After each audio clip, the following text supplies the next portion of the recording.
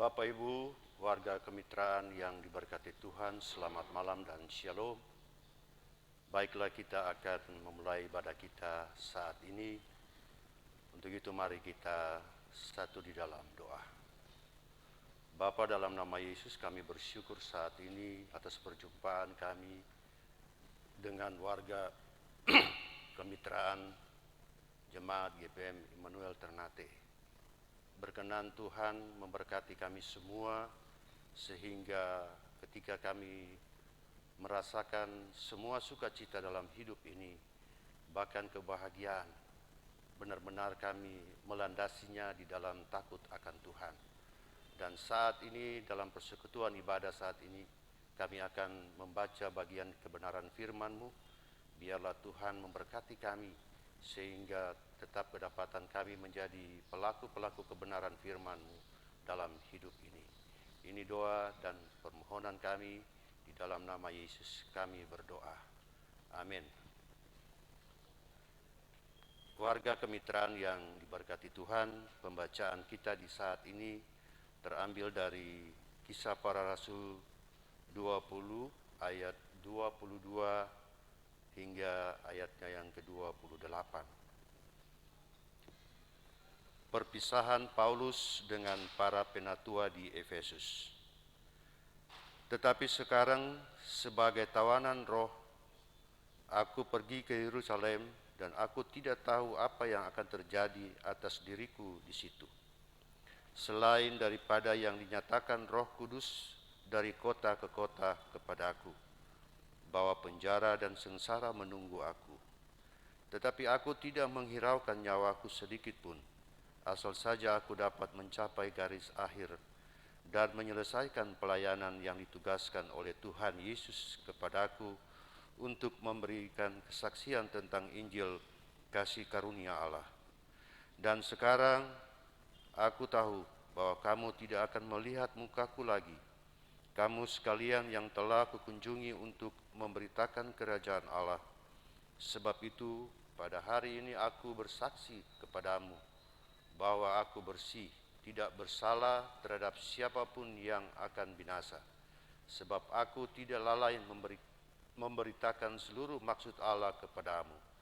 Karena itu jagalah dirimu dan jagalah seluruh kawanan, karena kamulah yang ditetapkan Roh Kudus menjadi pemilik untuk mengembalakan jemaat Allah yang diperolehnya dengan darah anaknya sendiri.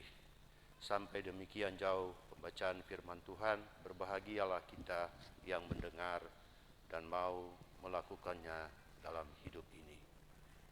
Amin. Persekutuan kemitraan yang diberkati Tuhan, Paulus menjadi tawanan roh, artinya ia tidak dapat bertindak kehendak hati. Namun semuanya harus sejalan dengan pimpinan Roh Kudus. Di dalam hati Paulus tersimpan semangat yang berkobar-kobar untuk memberitakan Injil. Paulus menyadari bahwa dirinya hanyalah seorang hamba, maka dari itu dia belajar taat kepada Roh Kudus, sehingga Paulus hanya mau melangkah dan berbicara atas kehendak Tuhan saja. Bila Tuhan menghendakinya untuk pergi dan melakukan sesuatu, maka Paulus taat dan tidak memikirkan apa yang akan terjadi atas dirinya.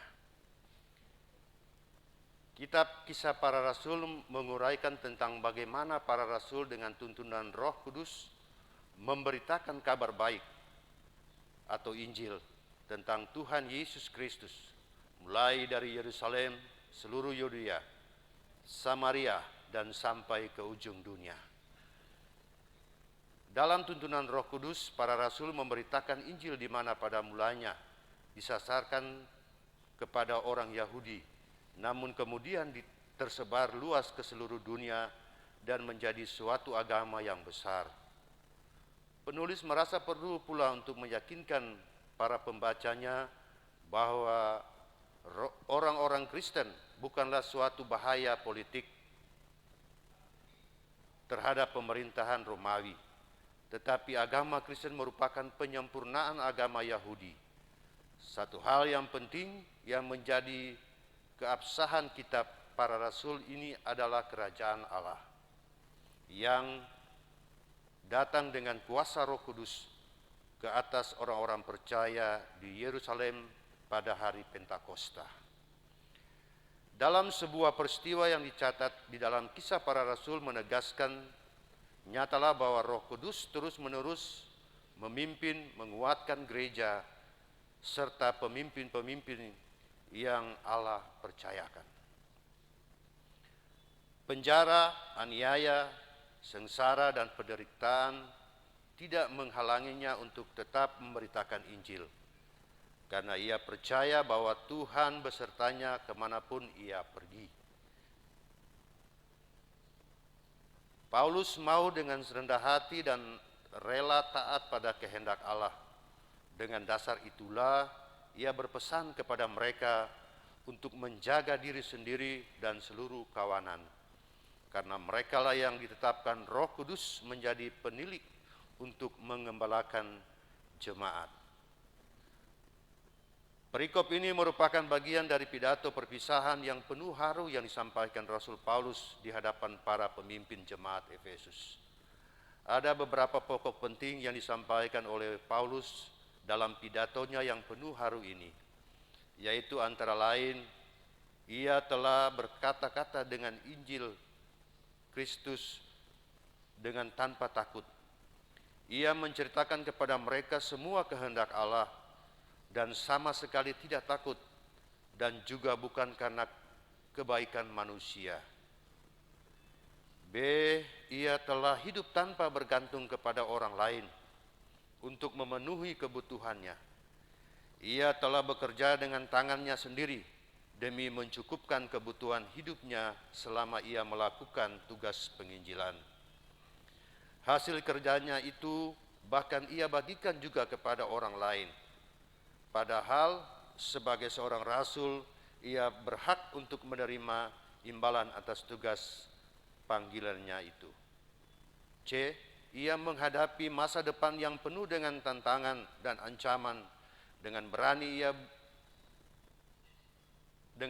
ia berani karena Roh Kudus telah menawannya. Dengan kesadaran akan kuasa Roh Kudus inilah maka Paulus sanggup menghadapi segala perkara yang menimpa hidupnya. Setelah Paulus menyampaikan beberapa pokok penting yang berkaitan dengan dirinya ketika menjadi Rasul Kristus, maka Paulus kemudian memberikan nasihat kepada para pemimpin jemaat di Efesus yang ketika itu datang menemuinya di Miletus. Bandingkan pada ayatnya yang ke-17. Ada dua nasihat penting yang harus diperhatikan oleh para pemimpin umat, yaitu pertama, para pemimpin umat adalah penjaga kawanan, yaitu jemaat milik Allah. Ia adalah panggilan kudus yang harus disambut dengan penuh iman dan kerendahan hati. Jemaat persekutuan kemitraan yang diberkati Tuhan, sebab itu maka setiap pemimpin umat harus menjaga dirinya dan seluruh kawanan atau jemaat milik Allah. Setiap pemimpin harus sadar bahwa tugas utamanya adalah mengembalakan jemaat milik Allah yang telah dipercayakan Allah kepadanya. Yang kedua, ingatlah selalu bahwa senantiasa ada bahaya yang mengancam kehidupan persekutuan umat. Sebab di mana ada kebenaran, maka disitulah pula ada ketidakbenaran yang menyerang. Maka setiap pemimpin harus melayani jemaat dengan penuh cinta kasih sebagai cerminan dari kasih Allah bagi mereka. Hanya dengan demikian, maka jemaat sebagai satu persekutuan milik Allah tetap akan solid, utuh, dan tidak mudah dicerai-beraikan oleh rupa-rupa angin pengacaran.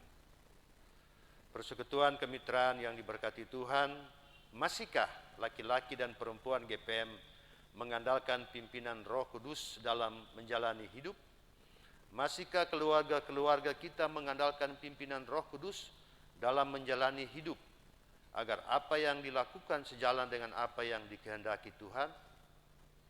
Maukah selalu kita bersekutu dengan rendah hati dan taat, supaya kita pun dapat dipakai sebagai alat untuk memberikan kesaksian tentang Injil kasih karunia Allah kepada orang lain? Sebagai laki-laki dan perempuan GPM, sebagai keluarga Kristen, sangat penting untuk kita hidup mengandalkan kuasa Roh Kudus dan bersekutu bersama dengan rendah hati, lalu hidup dalam ketaatan. Karena hanya dengan begitu kita dapat menjadi alat kesaksian yang hidup bagi banyak orang. Roh Kudus kiranya menuntun kita menjalani kehidupan ini. Amin.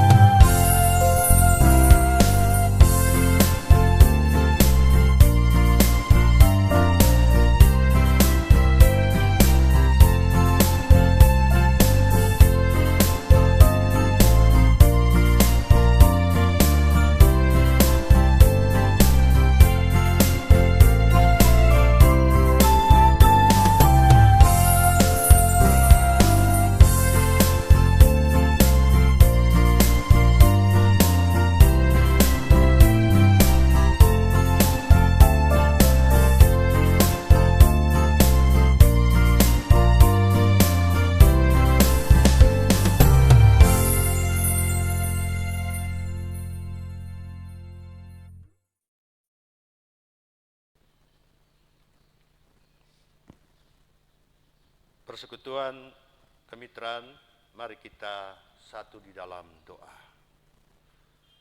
Allah Bapa, kami bersyukur karena ketika kami menghayati cinta kasih-Mu lewat ibadah kemitraan malam ini, kami percaya bahwa Tuhan telah lebih dulu menjumpai setiap bilik-bilik keluarga, laki-laki gereja dan perempuan GPM.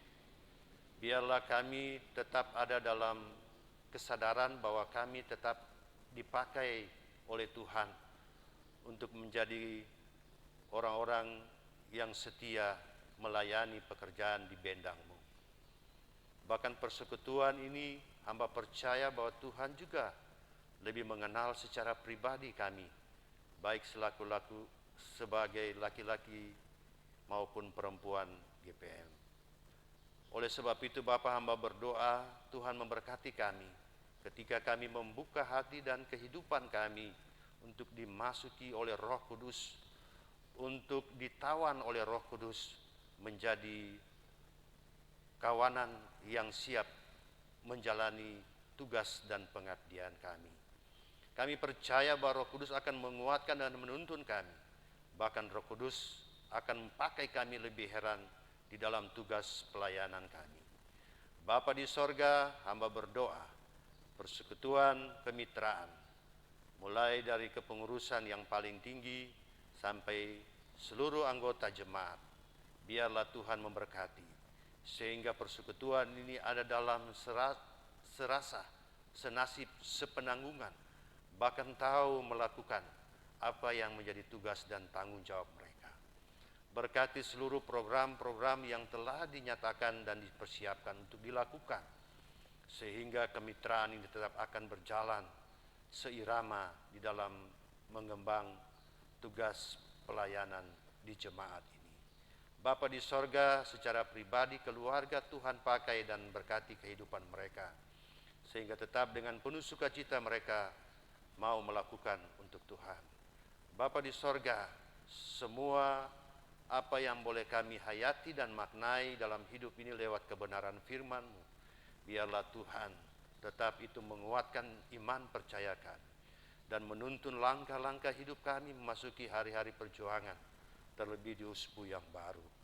Bapa di sorga, Kuatkan kami dan mampukan kami ketika kami ada dalam kelemahan, keletihan, bahkan ketika kami mengalami gangguan-gangguan kesehatan.